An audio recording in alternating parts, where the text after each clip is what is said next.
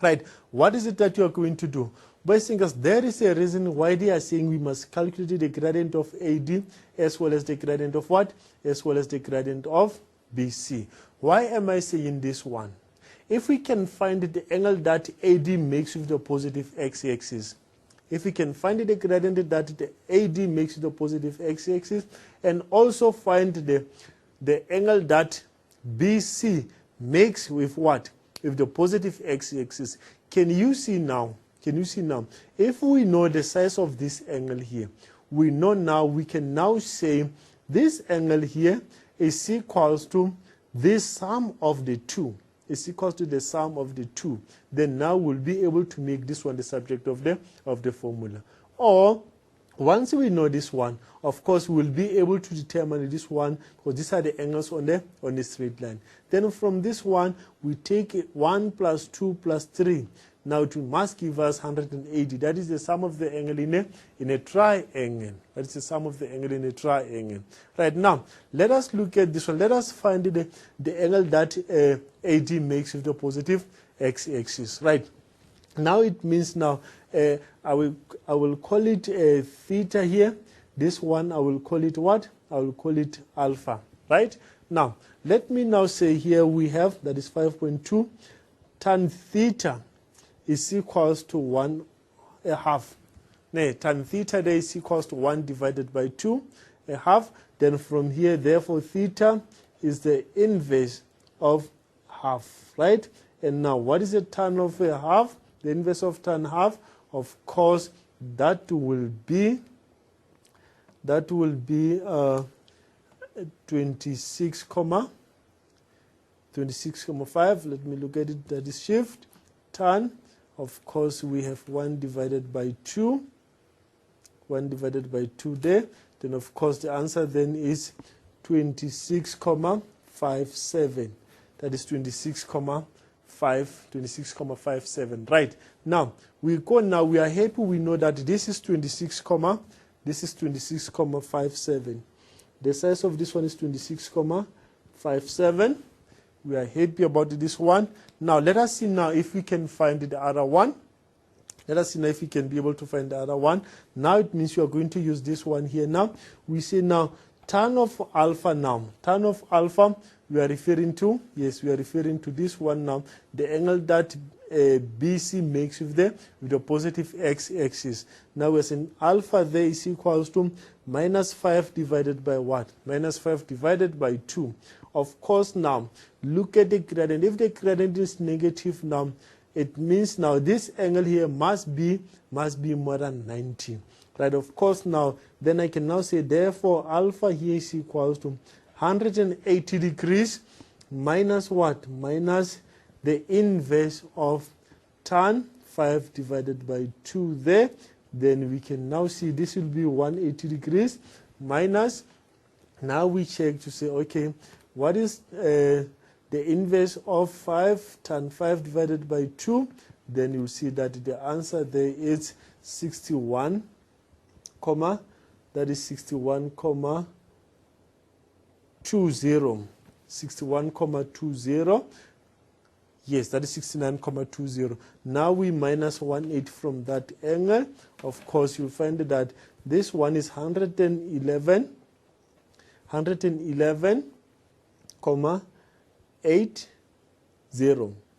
That is 111,80 degrees. Now it means the size of the angle, here, it is what? The size of the angle here is 111,80.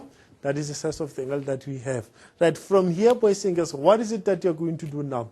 Right, it means you have two options. Since you know that this one here is 111,80, then it means I can use the one where we say the exterior angle of a triangle is equals to the sum of two into the opposite angle. Right, now it means now I can now say what? I can now say the angle DC. Alpha here is equals to theta plus what? Plus DCB, right? Alpha is equals to theta plus DCB. Therefore, now theta, what is theta? It's 111,80. Now we minus theta. What is theta there? Is 26,57, which is equals to DCB. Now, when I minus the 2, 111,80 minus 26,57, then you can see now the answer there will be what? The answer there will be 85,23 degrees. That is the size of this. We can see it is very close to 90, but it is not 90 degrees. Right, boys and girls, you see, the other thing that you need to learn here, you find that some of these questions, if you solve 5.1, now before you finish this question, then you'll see that there will be another question that will need you to use whatever that you have calculated in 5.1. Right, of course, boys and girls, we are left now with a few minutes before we end up our session. Of course, now when you look at 5.3, it is a similar question like the one that we did later on. Write down the equation of a straight line AD. It will be easier for us to determine the equation here. Why? Because we can find the gradient. The gradient of AD is there. Therefore, now we can just take one of the 2 points, then we substitute it in. You have that equation. Of course, boys and girls, I believe that you have this past paper. Please make sure that you make use of this paper. Now, you work this one out. You will have the gradient, the equation of a straight line AD. Right. The same apply with 5.4. The coordinates of M. What is M? M is the midpoint of BC. Boys and girls, remember midpoint formula. That is x1 plus x2 divided by 2 and y1 plus y2 divided by 2. Of course, this one, it won't give you a problem. Right, now, I'm interested now in 5.5.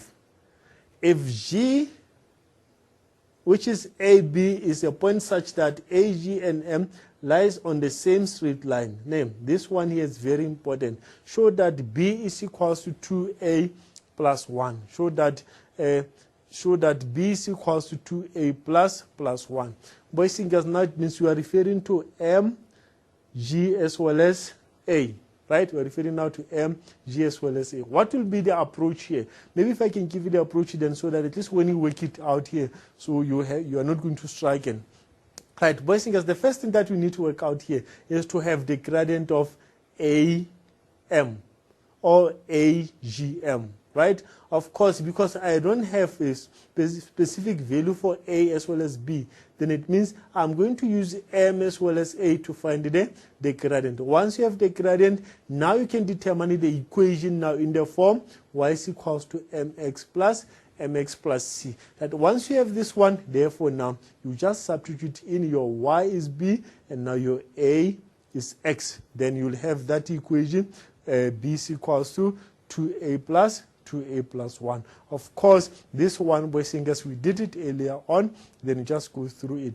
Boys and girls, please just make use of these papers that you have. You know, the information that you have is very, very important, because at least now you'll get used to the way these questions have been asked in the examination.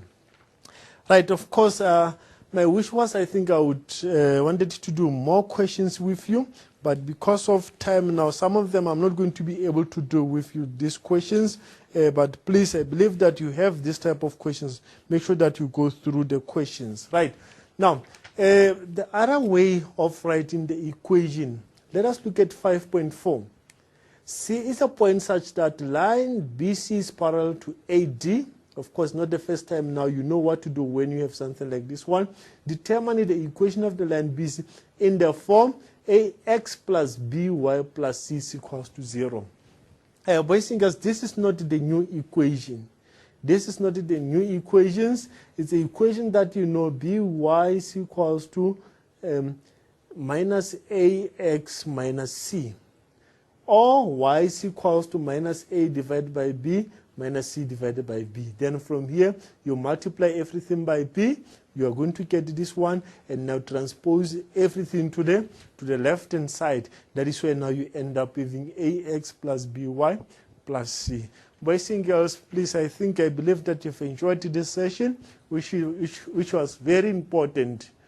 Remember, like I indicated earlier on, analytical geometry takes plus or minus 40. Just make sure that you go through You go through analytical geometry and make sure that you are especially grade 11-1. Of course, later on today, we will be looking at a grade 12. Thank you very much. I believe that you've enjoyed the sessions and continue practicing. Work hard and make sure that at the end of the day you pass mathematics. Thank you.